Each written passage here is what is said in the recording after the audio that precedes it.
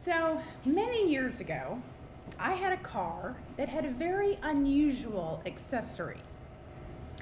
Friends would get in my car, look in the back seat, and they would say, "Julie, why do you have a brick and a butter knife on the floorboard behind the driver's seat?" And I would say, "Well, there's a story behind that." My dad was born during the Depression and grew up on a farm in Missouri. And whenever they had something that needed to be fixed, but they couldn't afford to fix it or figure out how to repair it, they would do what my dad called a workaround. The brick and the butter knife were a workaround. So Dad grew up, he left the farm, he became a landscaper. One of his customers was a well-to-do widow named Mrs. Filer. And in addition to mowing her lawn and tending her flower beds, every year Dad would go get a live Christmas tree, deliver it to her house, and set it up in the living room where Mrs. Filer could then decorate it. So, to her friends, she described Dad as that nice Mr. Eckelman who puts up the Christmas tree every year. The Christmas of 1986, I was a senior in college, and I was having problems with my car, and my dad was looking to get me another vehicle. Several weeks before Christmas, he goes over to Mrs. Filer's, he delivers the Christmas tree, and she lets him know that she is looking to sell her car. Now, he knew that her car was a 1973 Mercury Cougar who had been kept in a heated garage, had very low miles, and had been immaculately maintained. So he told Mrs. Filer that he would be interested in buying it. She gave him a folder with all the receipts of all the repair and maintenance work that had ever been done on the car, and they agreed that he would come back with me after Christmas so I could look at the car.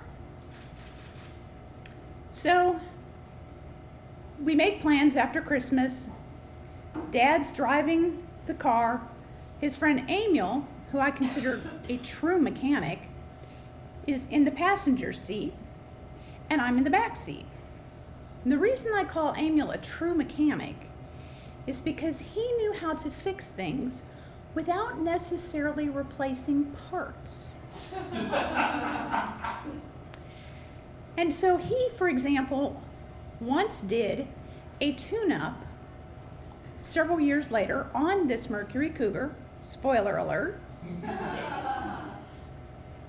and he did not replace the spark plugs. He cleaned the spark plugs and he cleaned the wires.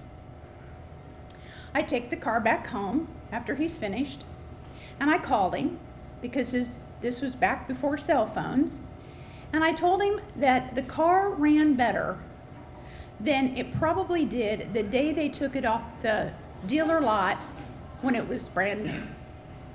And Emil laughed, but I could tell he was very pleased that I was so happy with the work that he had done. So as I said, he is in the passenger seat, and he has got the folder with all the receipts. And he's looking through it. He'd go through a couple of the receipts, and then he would just start to laugh. And he'd say, "They saw her coming a mile away." He'd flip through a few more receipts, same thing, laugh. "They saw her coming a mile away." Well, as I said, this is now at the end of 1986. The car is a 1973 model. It only had 29,000 miles on it. Mrs. Filer was literally the little old lady who only took it out for Sunday afternoon drives. Yet, when she would go to her mechanic and say, for example, "I think there's a bit of a squeak in the brakes," they didn't say, "Yes, ma'am, we'll clean and adjust the brakes for you." Or, "Well, maybe you just need new brake pads." Instead, they'd say, "Ma'am, you need a whole new brake system." They had replaced the brakes and rotors, or the pads and rotors, at least twice, and had even replaced the master cylinder at one point. Now, for those of you who are not car savvy, rotors are typically not replaced until a car has over 50,000 miles, and a master cylinder will usually last 100,000 miles. So Amiel is sitting there laughing, and I'm in the back seat, and I'm thinking, poor Mrs. Filer. These mechanics took advantage of an elderly widow who they knew had money and knew nothing about cars. With mechanics like that, you don't need enemies. So we get to Mrs. Filer's house. Amiel closes the receipt folder. He turns to my dad and he says, well, I can still look under the hood and I can kick the tires, but I'm telling you right now, just buy the car. So the next thing I knew, I'm the proud owner of a 1973 Mercury Cougar. I take it back to college, which was a 2-hour ride, one way. I had a carport, so the car was not getting rained on or snowed on, but it's a far cry from the heated garage. And I'm a poor college student, which means that the repairs and maintenance were at bare bones minimum levels. I graduate, I return to St. Louis. Now I'm driving the car every day to and from work. Plus, I no longer have a carport, so the car is out in the open. Well, a few months into this treatment, I think the car decided this was unacceptable behavior, and it started to rebel. It's as if the car was saying, you want me to start in this weather, cold, wet weather, which we get a lot of in St. Louis? Are you insane? Where's my heated garage? Now, let me remind you that it is a 1973 model. This means the car had a carburetor. So for those of you who've never driven a car with a carburetor, or you just don't know that much about cars, I'll briefly explain. A carburetor is a device that allows air and fuel into an internal combustion engine. One of the components of a carburetor is the choke, which is a spring-fed steel plate that opens and closes to allow air into the engine.